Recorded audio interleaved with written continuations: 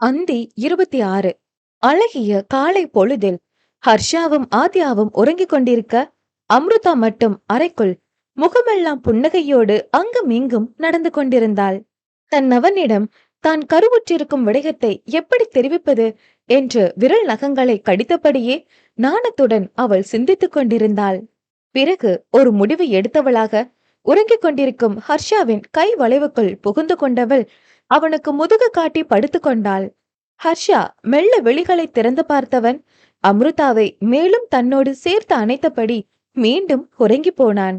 அவன் புறம் திரும்பி, ஹர்ஷா, ஹர்ஷா என்று மெல்லிய குரலில் அவள் அழைக்க, விழிகளை திறக்காமலேயே கரகரப்பான குரலில், கொஞ்ச நேரம் தூங்குறேன் அம்மோ என்றவன் அவள் இடையோடு தனது கரத்தை நுழைத்து மேலும் தன்னோடு நெருக்கிக் கொண்டான். உறங்கும் அவனையே பார்த்து கொண்டிருந்தவள் உதட்டோரம் அரும்பிய புன்னகையுடன் ஹர்ஷாவின் கன்னத்தில் மென்மையாக கரம் பதித்தாள். அவளது பார்வை அவனது முகம் முழுவதும் ரசனையாக தொட்டு மேல அவனது தடித்த அதரத்தில் தன்னுடைய இதழ் கொண்டு மென்மையான முத்தம் ஒன்றை பதித்தாள். அதில் சட்டென தனது விழிகளை திறந்தவன் அவளை ஆச்சரியமாக பார்க்க, அம்ருதாவோ, ஹர்ஷு, நான் உங்ககிட்ட ஒரு விஷயம் சொல்லணும் என்றதும் ஹர்ஷாவுக்கோ அவளது அழைப்பில் அதிர்ச்சியும் ஆனந்தமும் ஒரு சேர வந்தது. அம்மு, என்னாச்சு இன்னைக்கு உனக்கு? நீயா வந்து கிஸ் பண்ற, ஹர்ஷுன்னு செல்லமா கூப்பிடுற, என்னடி ஆச்சு? இதெல்லாம் கனவா இல்ல நிஜமா என்று அவன் வியப்பு மாறாமல் கேட்டிட, அவனது கரத்தை பற்றி தன்னுடைய மணி வயிற்றில் பதித்தாள் அம்ருதா. ஹர்ஷாவின் முகத்தை பார்க்க விடாமல் நாணமானது அவளை ஆட்கொள்ள தன்னுடைய பார்வையை தாழ்த்தி கொண்டவள் வெட்க புன்னகை ஒன்றை சிந்தினாள். அவளது புன்னகையை கவனிக்காத ஹர்ஷா வயிற்றில் கரம் பதித்ததில், என்னம்மா ஆச்சு? வயிறு எதுவும் வலிக்குதா? என்ன செய்து உனக்கு என்று பதறியபடியே கேட்டு வைக்க, அதில் வெட்கம் அனைத்தும் காணாமல் போய் அவனை பார்த்து புசு புசுவென கோப மூச்சுகளை இறைத்தவள், போடா இவனை என்று கூறிவிட, ஹர்ஷாவின் விழிகளோ ஏகத்துக்கும் விரிந்து கொண்டது. போடாவா என்று வாய் பிளந்து பார்த்தவன் மறுகணமே புன்னகையுடன், ஹேய், இது ரொம்ப நல்லா இருக்குடி, இனிமே நீ என்னை இப்படியே கூப்பிடுறியா என்று கேட்டிட, ஐயோ என்று வெளிப்படையாகவே தன் நெற்றிகள் அரைந்து கொண்டவள், சரியான மக்கு பையனா இருக்கேடா, என் வயித்துல கை வச்சிட்டு வெக்கப்படுற, அது கூட புரியாம லூசு மாதிரி வயிறு வலிக்குதான்னு கேக்குற என்றதும் எழுந்து அமர்ந்த ஹர்ஷா, என்னது லூசா? என்னடி இன்னைக்கு ஓவராதான் கொஞ்சுற, என்னாச்சு உனக்கு? நான் உன்னை கோபமா திட்டிட்டு இருக்க, உனக்கு இது கொஞ்சுற மாதிரி தெரியுதாடா? அதில் புன்னகைத்தபடியே அவளை இழுத்து தன் மடி மீது அமர வைத்தவன், என்னாச்சு என் அம்மு பாப்பாவுக்கு? என் மேல இப்ப என்ன கோபம் என்றதும், இவனுக்கு இப்படியெல்லாம் சொன்னா புரியாது என்று சலித்து கொண்டவள், ஏதாவது புரியுதான்னு பாப்போம் என்று தனது ஒற்றை கரத்தில் மறைத்து வைத்திருந்த கற்ப பரிசோதனை கருவியை அவன் முன்பு எடுத்துக்காட்ட, அதில் 2 அடர் சிவப்பு நிற கோடுகள் இருப்பதை பார்த்தவனோ அசைவின்றி அப்படியே அமர்ந்து விட்டான். மகிழ்ச்சியில் ஹர்ஷாவின் விழிகளில் நீர் கோர்த்து கொண்டது. ஆத்யா பிறந்ததிலிருந்து அவளது குழந்தை பருவத்தில் பார்த்து பார்த்து வளர்க்க தனக்கு கொடுத்து வைக்கவில்லையே என்று எண்ணி இருந்தவனுக்கு இன்று அமிர்தா வயிற்றில் 2வது முறையாக தன் பிள்ளை வளர்கிறது என்பதை அறிந்ததும் ஹர்ஷாவின் மனதில் எல்லை இல்லாத ஆனந்தம். அது மட்டுமின்றி தாரிகாவுடன் வாழ்ந்த காலங்களில் தன் மீதே குறை என்று அவள் கூறியதை நம்பியிருந்த நேரங்களில் இது போன்ற ஒரு நாள் தன் வாழ்வில் வருமா என்று ஏங்கிய நாட்களே அதிகம். அதன் பிறகு உண்மை அனைத்தும் தெரிந்தாலும் வாழ்க்கை மீது ஒரு பிடிப்பே இல்லாமல் போனது ஹர்ஷாவுக்கு. வெறுமையான வாழ்க்கையை வாழ்ந்து கொண்டிருந்தவன் முன்னால் வரம் தரும் தேவதையாக வந்தவள் இன்று ஒட்டுமொத்த மகிழ்ச்சியையும் தன் முன்னே கொண்டு வந்து நிறுத்திவிட்டாள். அதில் வெளிநீர் அவன் கண்ணம் தாண்டி வழிந்துவிட, இந்த மகிழ்ச்சியை எப்படி வெளிக்காட்டுவது என்பதை அறியாதவன் அவள் மடி மீதே படுத்து அழ ஆரம்பித்து விட்டான். அம்ருதாவிற்கோ உள்ளம் பதற ஆரம்பித்தது. ஹர்ஷா, ஹர்ஷா, என்ன பண்றீங்க? என்ன ஆச்சு உங்களுக்கு என்று பதட்டத்துடன் கேட்டிட, எழுந்து அமர்ந்தவன் அழுகையும் புன்னகையுமாக 2ம் கலந்த உணர்வை வெளிப்படுத்தியவன் பேச வார்த்தைகளே இன்றி தடுமாறி போனான். தன்னுடைய உணர்வை, மகிழ்ச்சியை எப்படி வெளிப்படுத்துவது என்பது புரியாமல் அவள் தாடையை அழுந்த பற்ற அதில் அமிர்தாவின் இதழ்களில் உண்டான இடைவெளியில் தன் இதழ்களை பொருத்தி கொண்டவன் அவளை தீவிரமாக முத்தமிடத் தொடங்கினான்.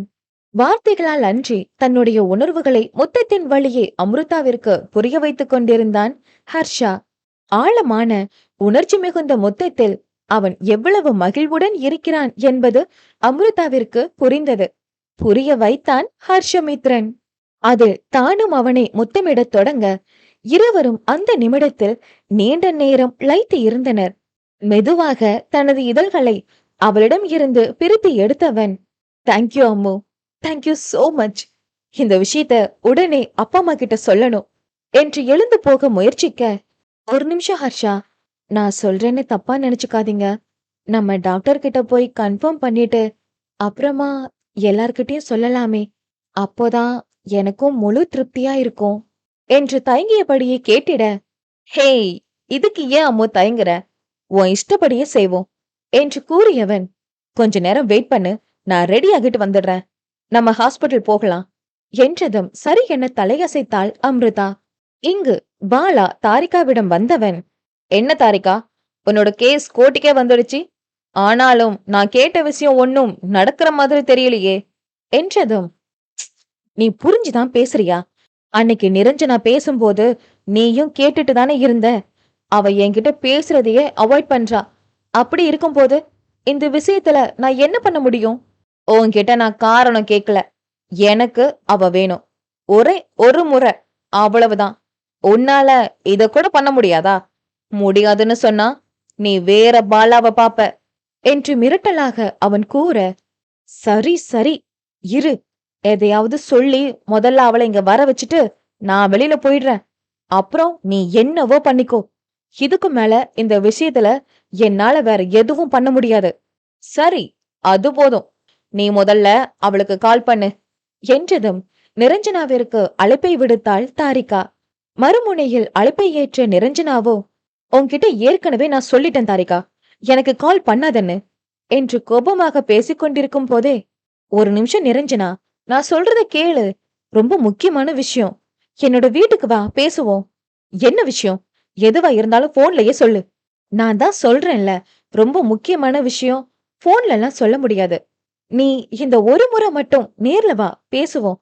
இனிமே நான் உன்னை டிஸ்டர்ப் பண்ணவே மாட்டேன் என்று பதற்றமாக அவசரமாக அழைத்ததில் ஒரு நிமிடம் சிந்தித்தவள், சரி, இந்த ஒரு முறைதான் வருவேன், இனிமே எந்த விஷயத்துக்கும் நீ எனக்கு கால் பண்றதோ நேர்ல கூப்பிடுறதோ வச்சுக்கவே கூடாது என்றதும், சரி சரி, நீ முதல்ல கிளம்பி வா என்றவள் அழைப்பை துண்டித்து விட்டாள்.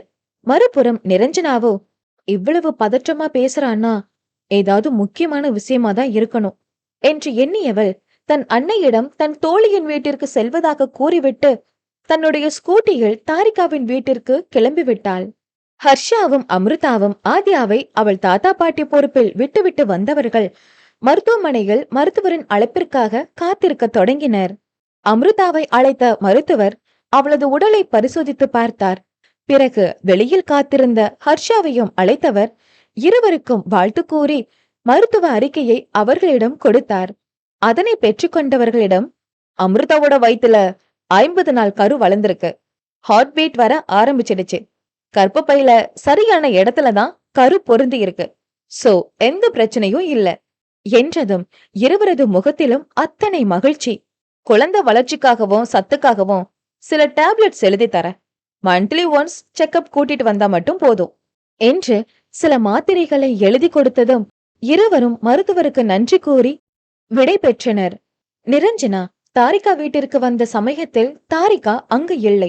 பாலா மட்டுமே இருக்க, தாரிகா இங்க பக்கத்துலதான் போயிருக்கா, இன்னும் கொஞ்ச நேரத்துல வந்துடுவா, கொஞ்சம் வெயிட் பண்ணுங்க என்று நல்லவன் போல பேசியவன் தனியே சென்று அவள் அறியாத வண்ணம் அவளுக்காக தயாரித்த பழச்சாற்றில் ஒருவித போதை மருந்தை கலந்தான்.